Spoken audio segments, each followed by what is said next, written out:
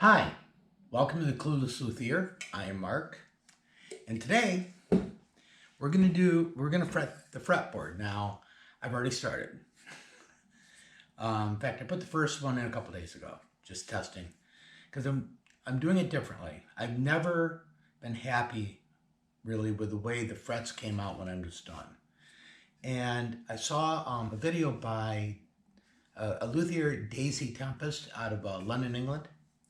She got a really cool channel, fun videos, but she does this semi-spherical ends on her frets. And so I tried one. It takes a lot of work. This is going to take a lot of hours, but oh my God, I love them. You can see that, so the rounded over. It's like fret sprout will never be a problem again. It's just so smooth. So I'm going to show you what I figured out so far. Let me adjust the camera.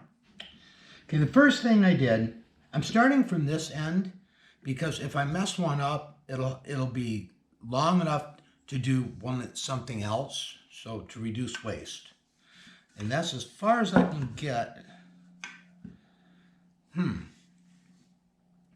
I may make a modification to this, but we'll get to that.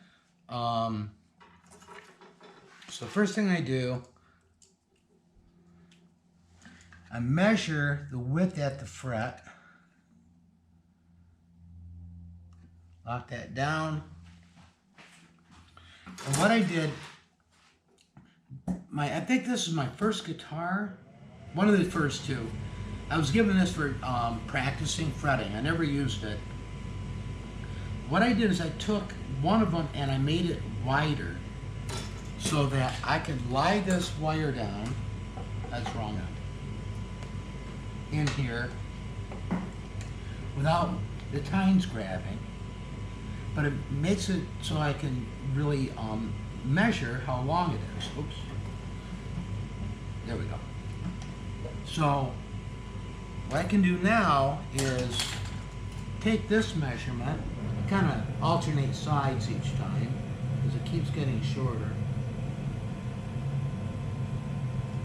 Make a little mark. These have been coming out a little long, but that's okay. It gives me some to work with without getting too short. All right. First thing I'm going to do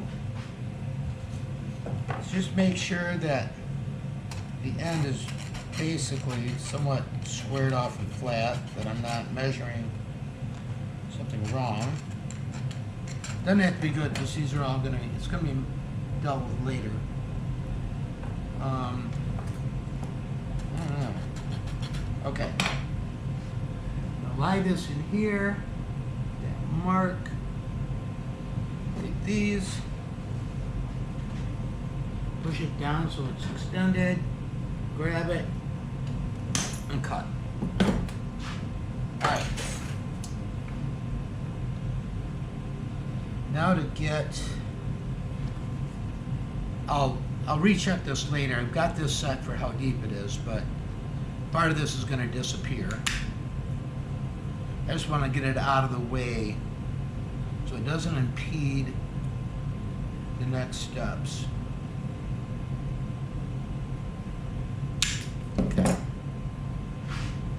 Now let's come here and just kind of double eyeball the length because, like I said, I'm pretty sure it's going to be too long. It's kind of hard to, God, it's hard to hang on to this, especially with my numb finger. Yeah, it's a little long, which is fine. All right, so now I'm going to move the camera over to the other station to the left. I changed my mind and reordered my station, so this will be easier anyway. So I can kind of show you what I'm doing on both steps. All right, so what I've been doing, I have this little fret file, and I've started out, for the most part, just taking the most of the meat off with this because it goes faster, And so what I'm doing is, it's going to be so hard to see. First, I'm going to do the profile around here. This is the tang. And I'm just going to kind of do a 45-degree angle on it to start.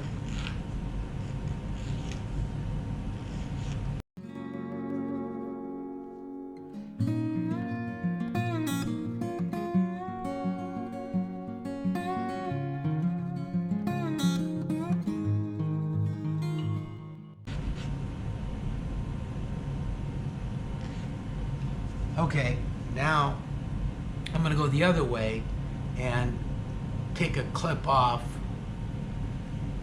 this way.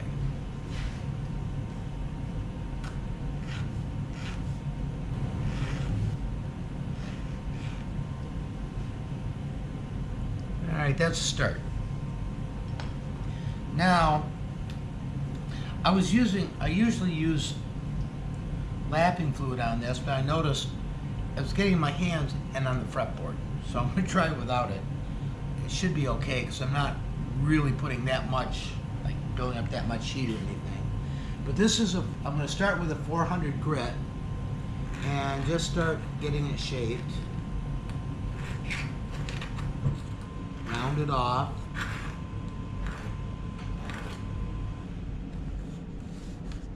It does take a bit of patience to get that rounded off pretty well.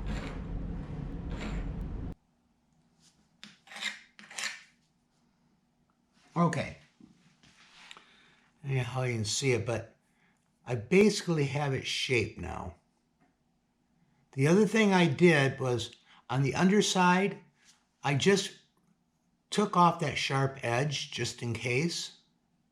And now I'm going to go to the next grit. And this is just to kind of smooth out the sphere a little bit. I don't know how important it is, but so far it's worked for me.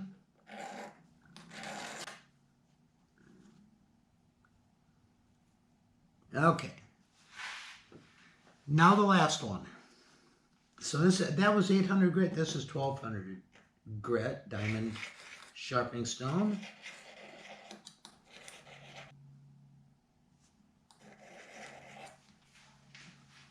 Okay. So this is where we are at the moment.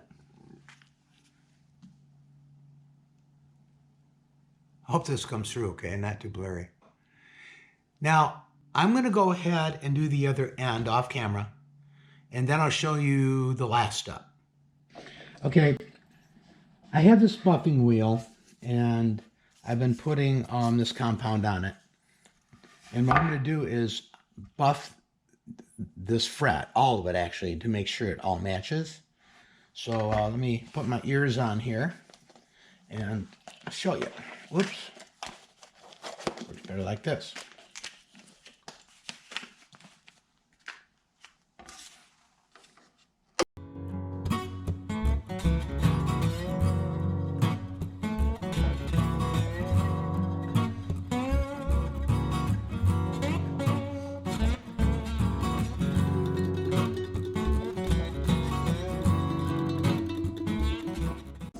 Alright, and that's what it looks like when I'm done. Now we'll go install it. Alright, I'm going to double check the cut here since we may have taken a bit more off. That's not bad. Okay. Do I need to file that? Nope. Well, maybe that spot. One moment. Just to make sure nothing in the way. Okay. Let's see here. It's lined up. It seems a little crooked right there at the end.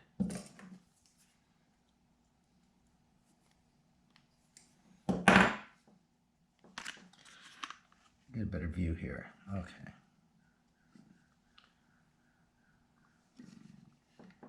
That is still crooked. I swear.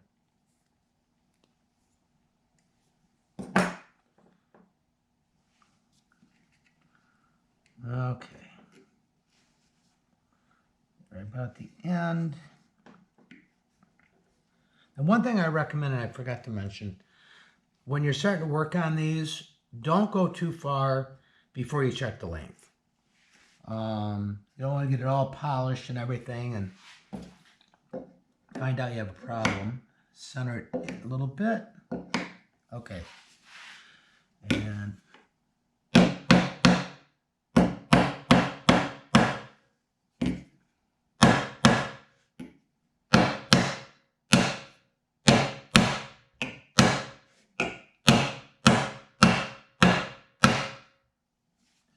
there you go.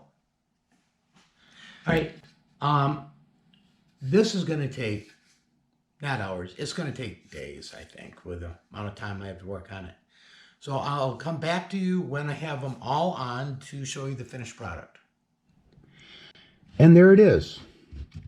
All the frets are on.